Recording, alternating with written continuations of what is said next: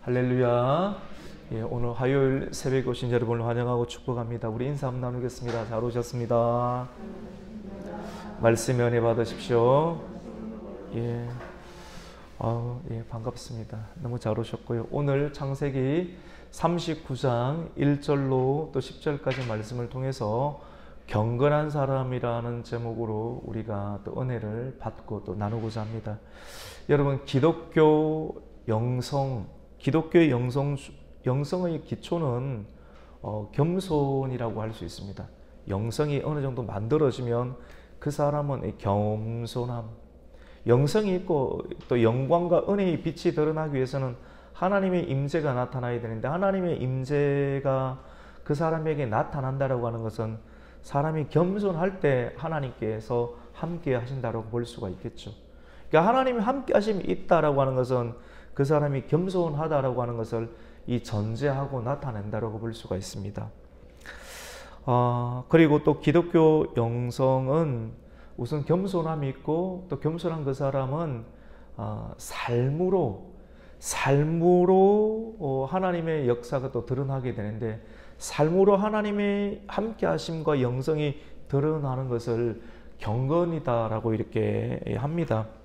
종교개혁자 칼빈은 영성으로서의 경건, 칼빈은 영성이란 말을 잘 쓰지는 않았어요. 영성이란 말이 최근에 또 대두된 어떤 말인데, 영성이란 말을 쓰지 않고 주로 그것을 하나님의 함께 하심과 하나님의 그 안에서 역사하시는 것 증거들을 경건이라는 단어를 굉장히 많이 썼거든요. 그러니까 통상 우리는 영성이란 말을 쓰는데 이 영성이 경건으로 드러난다라는 말을 쓰게 되는데, 그 경건을 어떻게 표현하느냐면 두 가지 과정인데, 첫 번째는 알므로서의 영성, 하나님을 내가 알 때 이 경건이 나타나게 되고, 하나님을 안다, 하나님께서 내가 하나님이 어떤 분인지를 알았다라고 하면 그것은 삶으로 나타난다. 이 두 알므로서의 요소와 또 삶으로서의 요소로 함께 드러나는 것을 우리가 볼 수가 있습니다.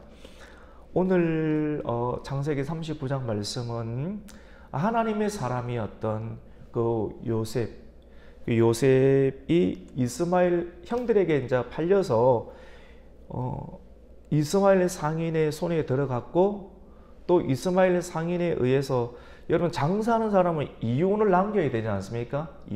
이스마엘 상인이 요셉을 얼마에 샀습니까? 은 20개로 이렇게 샀거든요. 또 사고, 장사하는 사람은 그 사람의 품목이 되어버렸어요. 사람이 장사의 품목이 되어버려서 나중에 결국은 애굽으로 팔려가게 되고, 애굽의 가장 유망한 사람이었던 바로의 충성스러운 신하였던 보디발의 집으로 팔려가게 되었습니다. 이 은 20개를 주고 사람을 샀고, 아무래도 은 20개보다는 훨씬 더 많은 액수로 이 요셉을 팔아 넘겼을 것입니다. 성경에는 구체적으로 나오지 않았지만 은 20개로 사고 장사를 잘하는 사람은 은 한 200개나 한 300개 정도로 팔았지 않겠습니까?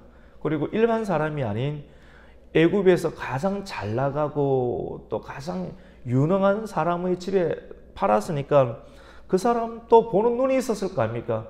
굉장히 눈이 흐리멍텅하거나 바보 같은 사람을 돈을 그렇게 많이 주고 사는 것이 아니라 총명하고 힘이 있고 그림거리에 박력이 있는 그런 사람을 사서 훨씬 더 역량 있는 일들을 할 수 있도록 이렇게 했을 것입니다.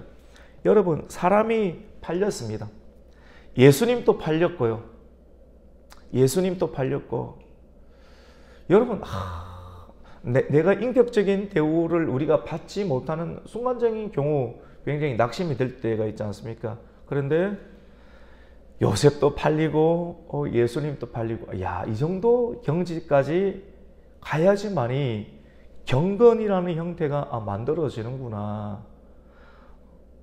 내가 팔리는 정도까지 가서도 내가 정신을 잃지 아니하고 정신을 차리게 될 때 이 경건은 만들어지게 되는구나.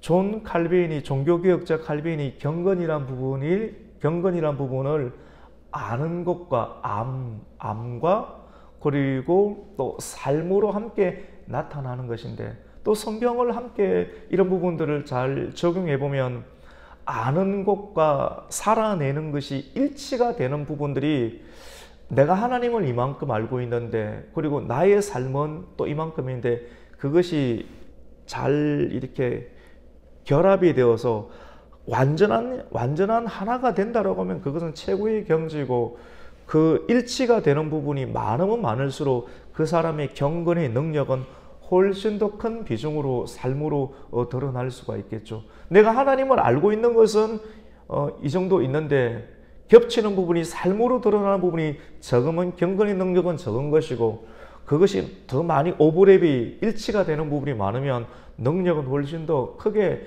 드러난다고 볼 수가 있습니다.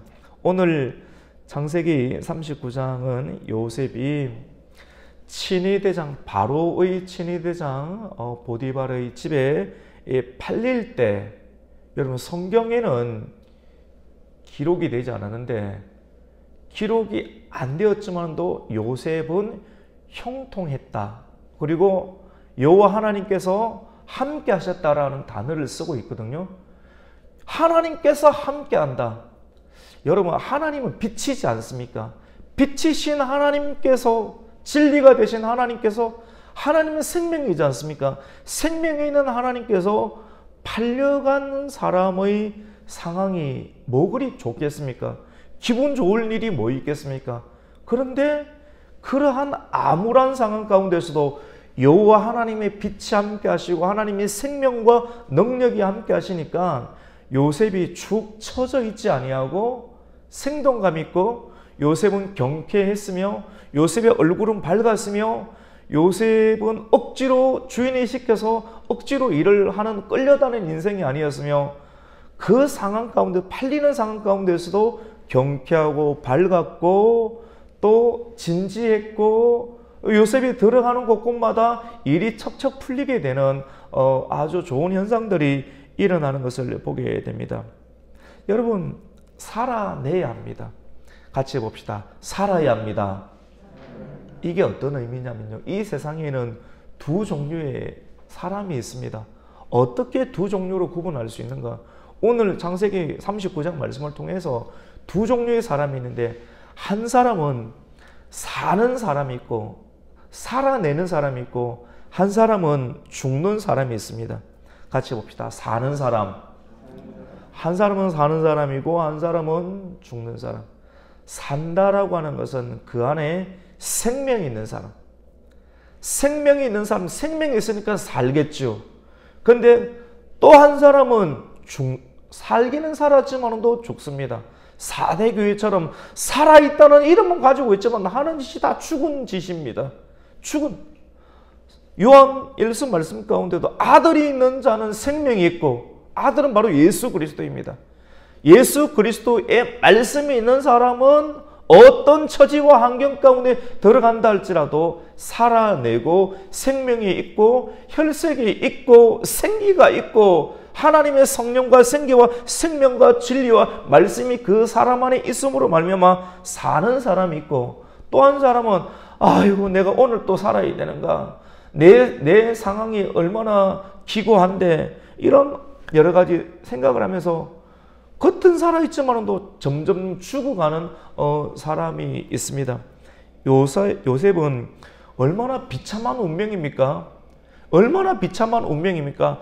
아버지 말씀에 순종해서 형이 있는 세겜 땅으로 가라. 아이고 아버지 시키는 대로만 딱 해서 세겜 땅에 가서 형이 없으니까 아버지 없던데요 라고 충성스럽게 말하는 척 하면서, 아이고 살았다, 조금 더 가서 형들한테 걸렸으면 틀림없이 나를 시기하는 눈빛을 내가 많이 봤는데 죽을 뻔했는데 요까지만 딱 순종해야지, 요런 식으로 하지 아니하고 끝까지 아버지의 말씀을 순종해서 형들이 있는 곳으로 가서 형들이 잘하는지 보라. 세겜 땅으로 간 것이 아니라 도단까지 가서 끝까지 충성했을 때 결국은 아버지 말씀에 순종하고 충성한 결과로 형들에게 미움과 시기를 받고, 저 꿈이 어떻게 되는지 보자, 구덩이에 집어넣고 이스마엘 상에 팔리고 그리고 애굽까지 끌려갔는데, 내 다시는 충성하지 않으니라, 다시는 순종하지 않으니라, 내가 왜 사랑하는 형제들 하면서 팔려야 되는가?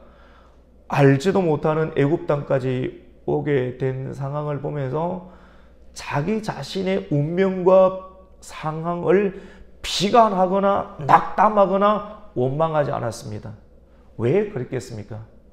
저는 이 성경을 또 보고 또 생각하고 묵상하면서 경건의 능력인 것 같아요. 경건. 하나님을 존 칼빈이 이야기했던 것처럼 같이 봅시다. 하나님을 알았습니다.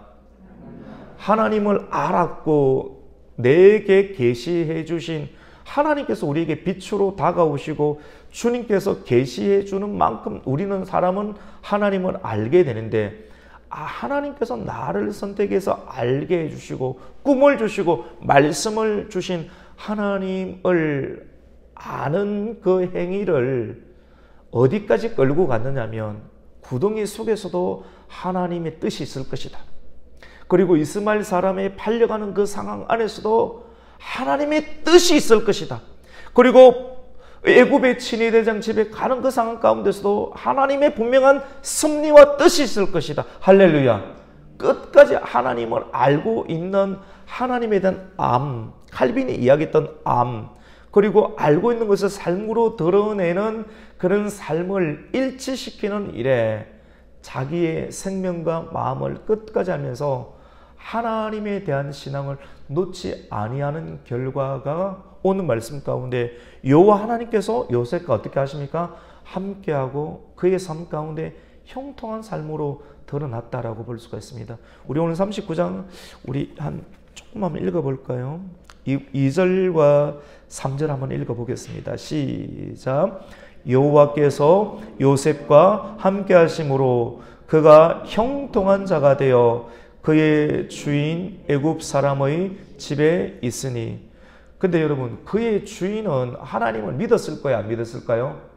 안 믿었습니다. 안 믿었는데 종인데 주인의 집에 들어가서 열심히 일하고 밝게 하니까 사람들의 이목을 끌까요? 안 끌까요? 끌지요. 그러니까 사람이 다가와요. 너는 왜 얼굴이 그래 밝아? 너는 왜 일이 그래 잘해? 왜 발걸음이 그리 경쾌해? 다른 노예에 달라요. 그래서 사람이 그에게 와서 물을 때 요셉은 자기 자신에게 계시하신 누구를 이야기합니까? 하나님을 이야기해요. 하나님을 이야기함으로 나는 아무것도 아닌데 하나님께서 나에게 빛을 비춰 주셨습니다. 하나님께서 나에게 꿈을 주셨습니다. 하나님은 이런 분이십니다라 지혜롭게 적절하게 이야기하지 않겠습니까? 균형 있게. 그러니까 하나님을 알지 못하는 그 요셉의 주인도 하나님을 알았습니다. 그래서 여호와라는 말을 씁니다. 주인도 요셉과 함께하고 있는 여호와 하나님을 알고 인정합니다. 우리 그 말씀 볼까요? 우리 3절 말씀을 한번 읽습니다. 시작. 그의 주인이 여호와께서 그와 함께하심을 보며 또 여호와께서 그의 범사에 형통하게 하심을 보았더라. 할렐루야. 우리가 그냥 읽었지만 사실은 이런 내용이 이 두 절 안에 삶과 시간과 관계가 다 포함이 되어 있는 것이죠.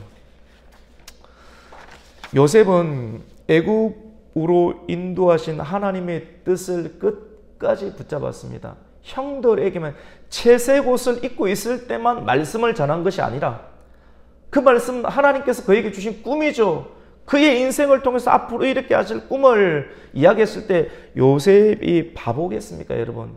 이렇게 말했을 때 사람들이 자기에게 좋아할 것이 아니라는 걸 알고 있죠. 아마 초등학생도 알 겁니다. 그런데도 사람에게 좋게 하랴 하나님께 좋게 하랴 믿음으로 이야기를 했습니다. 이성적으로 보면 저 바보 아닌가? 라고 생각할 수 있겠죠. 요셉 정도의 수준 봤을 때 저는 절대로 바보 아니었을 것 같아요. 이렇게 말했을 때 사람들이 어떤 반응이 일어날지도 알았지만도 하나님을 신뢰했습니다. 그리고 채색 옷을 입었을 때도 말씀을 전했고 채색 옷이 뜯겨서 구덩이의 집에 들어갔을 때도 말씀을 놓지 않았습니다. 그리고 보디발의 집에 팔려갔을 때도 말씀을 놓지 않고 끝까지 붙잡았을 때 분명하게 애굽으로 인도하신 사람의 말을 보면 경건이 있는 사람인지 경건이 없는 사람인지 알 수 있어요. 애굽으로 인도하신 하나님의 분명한 뜻이 있을 것이야 라고 하는 그 뜻을 끝까지 붙잡았을 때 자기의 삶과 상황을 비관하는 말을 하지 않았습니다. 낙담하거나 원망하는 말을 하지 않았기 때문에 그의 멘탈, 그의 정신에는 말씀이 공급해주는 힘을 통해서 상황이 주는 억울함과 상황이 주는 안타까움으로 그의 기력과 그의 정신이 쇠하지 아니하고 이기는 인생, 승리하는 인생을 요셉은 살 수 있었기 때문에 그 애굽의 보디발의 집에서도 주인에게 인정받고 주인에게 주목받고 급기야 전도가 되는 인생. 야, 여호와 하나님께서 너와 정말로 함께 하시구나 하는 상황까지 인정받은 인생을 살았고 결국은 그 주인에게서 완전한 신뢰, 사람이 확신을 얻는 거예요. 확신을 얻었으니까 그 보디발이 요셉에게 가정 모든 것을 맡겨버립니다. 신뢰를 확실하게 주니까 가정 모든 것을 맡겨버리는 단계까지 이르게 됩니다. 우리 5절 말씀을 한번 읽습니다. 시작.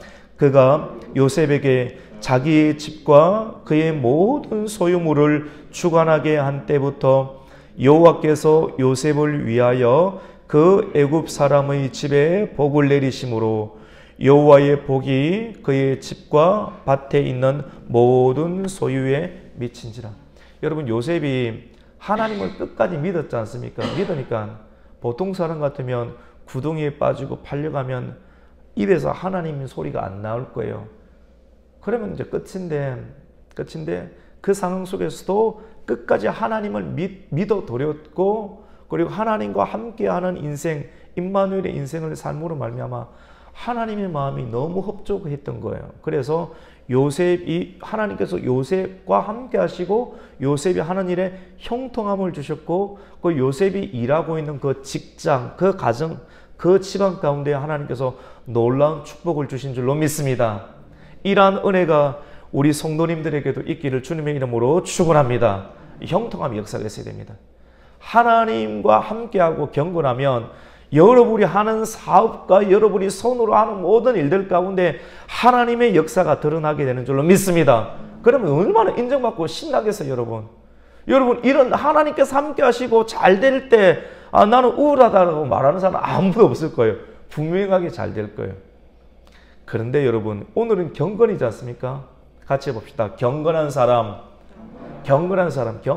사람이 구덩이에도 빠져요. 그리고 암울한 역사와 상황이 분명하게 있습니다. 여러분, 죽지 마십시오.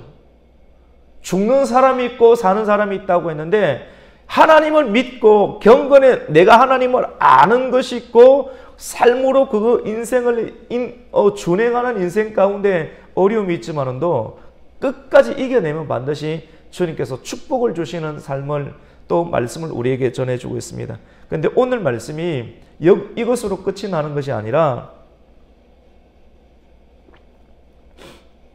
어떤 역사가 드러나게 되는가 하면 여러분, 경건한 삶을 계속해서 해나가면 우리 같이 한번 해볼까요?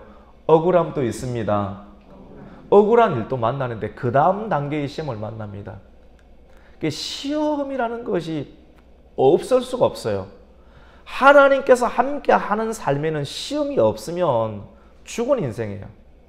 내 안에 살아있는 증거는 시험으로 드러나는 거예요. 그 사람은 시험 드러날 때 왜 나에게 또 시험인가?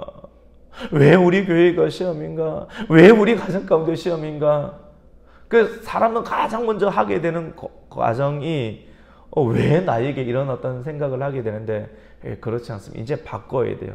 왜 나에게가 아니라 왜 우리 가정에 이런 것이 아니라 이것이 바로 경건의 비밀과 능력이라는 사실을 성경은 우리에게 가르쳐주고 있는 거예요. 경건은 여러분 시험도 이겨야 합니다. 여러분, 인정받는 사람, 확신이 있는 사람은 매력이 있겠죠. 세상적인 용어를 쓰면 매력이 있지요. 그리고 멋이 있고 뛰어납니다. 여러분, 멋있고 뛰어나는 순간 사단이 공격해요. 사단이 공격한다니까요.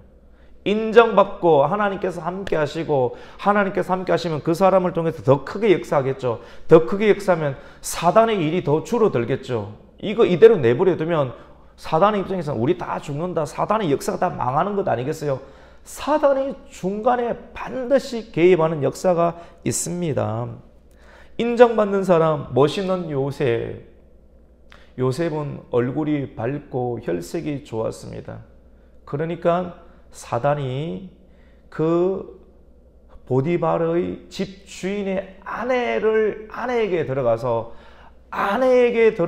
아내를 통해서 요셉을 시험하고 공격하는 일들이 일어납니다. 보디발의 아내가 요셉을 유혹합니다. 요셉이 멋있는 청년이었거든요. 사람 멋있으면 그 사람을 소유하고 싶잖아요. 여러분, 반지나 멋진 것을 보면 물건을 소유하고 싶잖아요. 뺏어가는 경우도 있고 내가 열심히 돈 벌어서 그것을 사는 경우, 소유의 만족이 있거든요. 가장 좋은 만족은 사람을 가지는 어떤 만족으로 세상은 이야기하잖아요. 사람을 취하고 싶은 어떤 유혹이 있어요. 유혹. 그 사람을 한번 가지고 싶은 거예요. 반지를 가지듯이, 돈을 가지듯이 그 사람을 한번 취하고 싶은 거예요. 그 공격을 사단이 이 보디발의 아내에게 들어가서 요셉에게 흔드는 것입니다. 우리 그 말씀을 한번 볼까요? 우리 6절과 7절 말씀을 한번 읽습니다. 시작. 주인이 그의 소유를 다 요셉의 손에 위탁하고 자기가 먹는 음식 외에는 간섭하지 아니하였더라. 요셉은 용모가 빼어나고 아름다웠더라. 여러분, 채색 옷을 벗겨도 사람 경건하니까 매력이 드러나요. 거룩한 매력이 드러나니까 이 거룩을 죽이기 위해서 유혹하는 거예요. 유혹. 우리 7절 읽습니다. 시작. 그 위에 그의 주인의 아내가 요셉에게 눈짓하다가 동침하기를 청하니. 자꾸 눈짓해요. 윙크하고. 그래서 청년의 정욕이 있는데 넘어갈 수 있지 않습니까? 보통의 사람 같으면 넘어갔을 거예요.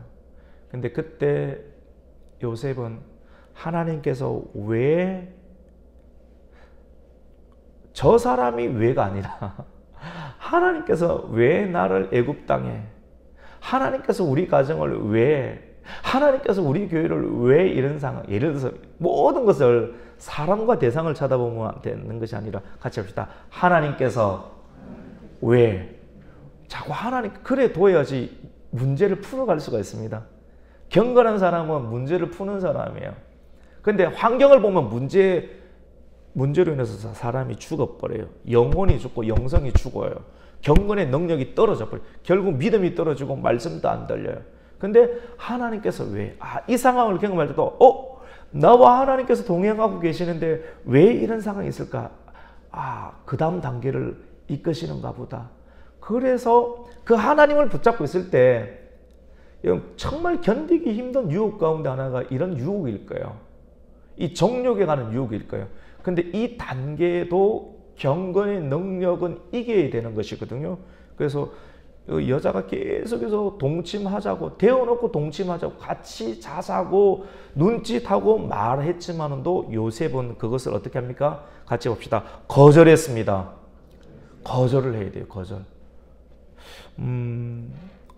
그 내용을 우리가 한번 볼까요? 우리 8절과 9절 한번 읽습니다. 시작.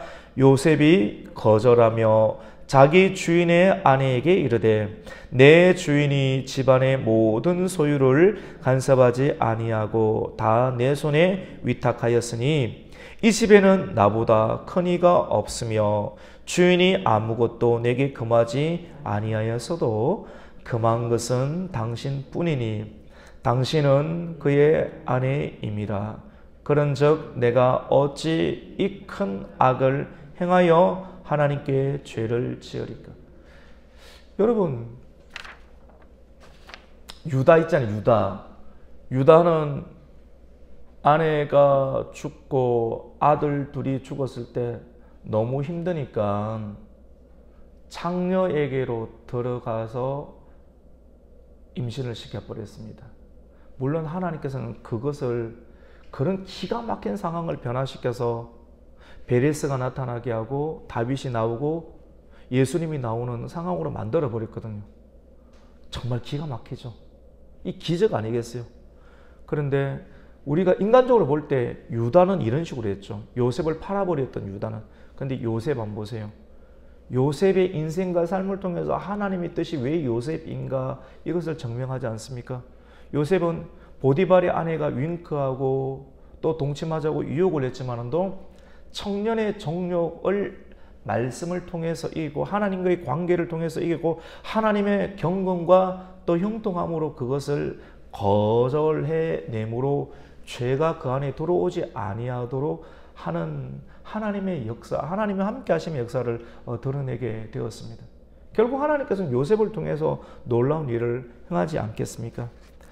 여러분 오늘 말씀을 통해서 정욕을 이겨야 된다. 이 내용도 너무너무 중요하죠. 정욕. 많은 사람들이 정욕에 무너지는 경우들이 있는데 근데 오늘 메시지의 핵심은 이것만이 아닙니다. 같이 해봅시다. 경건의 사람. 경건의 사람은 억울한 누명과 상황 속에서도 잠잠히 가다가 끝까지 입을 다무는 건 아니에요. 나중에 이제 그 감옥에 들어갔을 때 내가 죄가 없는데 끌려왔다. 형들이 이랬다. 이런 어떤 상황들을 표현하는 내용들 속에 있어요. 사람은 억지로 참으면 터져버려요. 억지로 참지 마세요. 신앙은 억지로 참는 것이 아닙니다.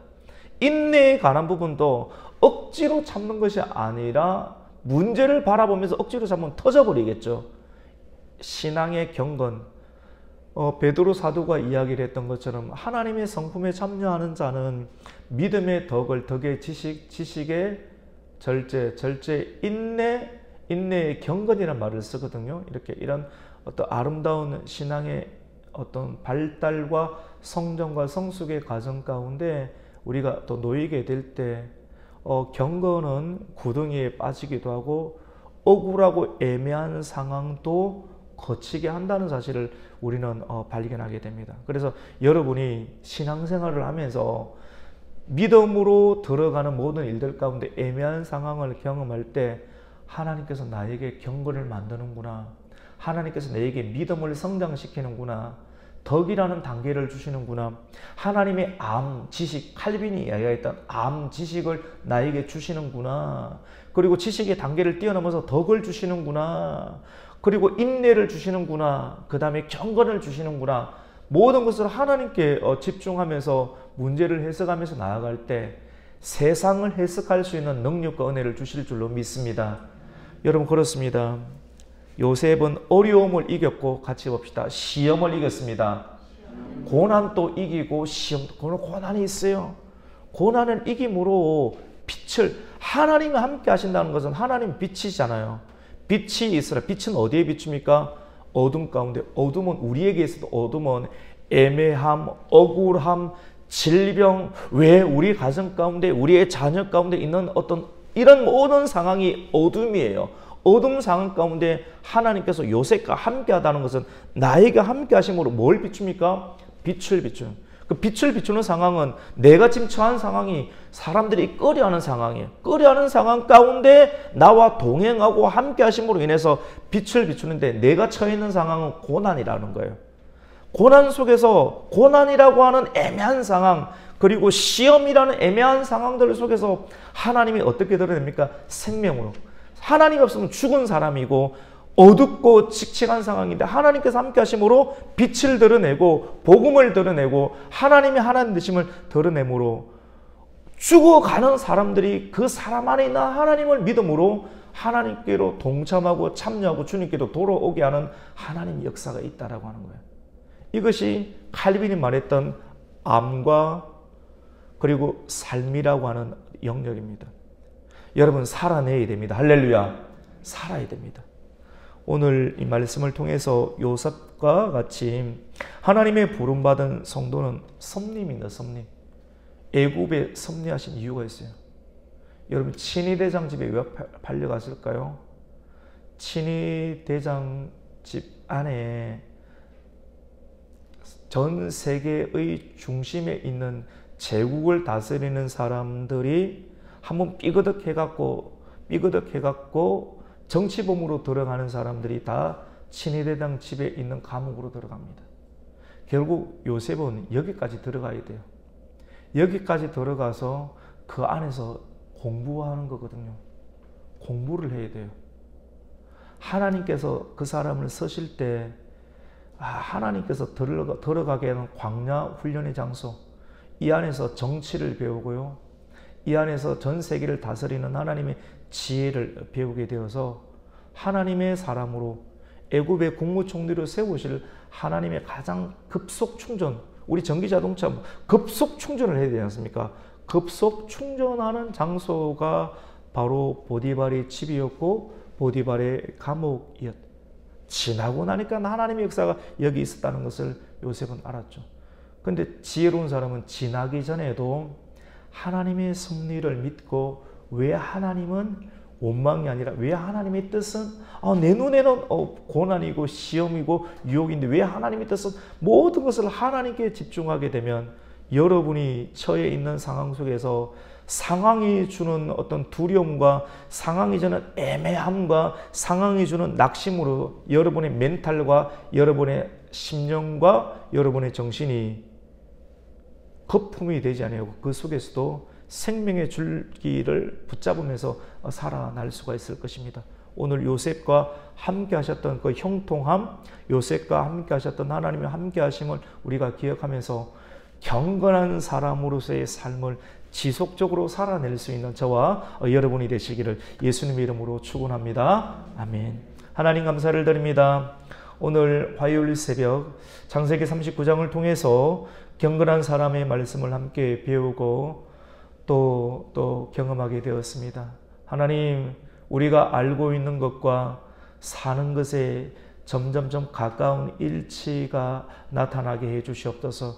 우리의 선택만으로 되지 않는데 하나님께서 팔려가게 하는 섭리들 속에서 하나님께서 우리를 인도한다. 내가 팔려온 것이 아니라 하나님의 인도함을 받았다라고 끝까지 세뇌시키는 것이 아니라 그렇게 인정하면서 하나님 인정하는 인생을 통해서 우리가 더욱더 경건의 능력을 드러낼 수 있는 하나님의 삶을 살아낼 수 있는 복된 인생 되게 하여 주시옵소서. 예수님의 이름으로 기도드립니다. 아멘.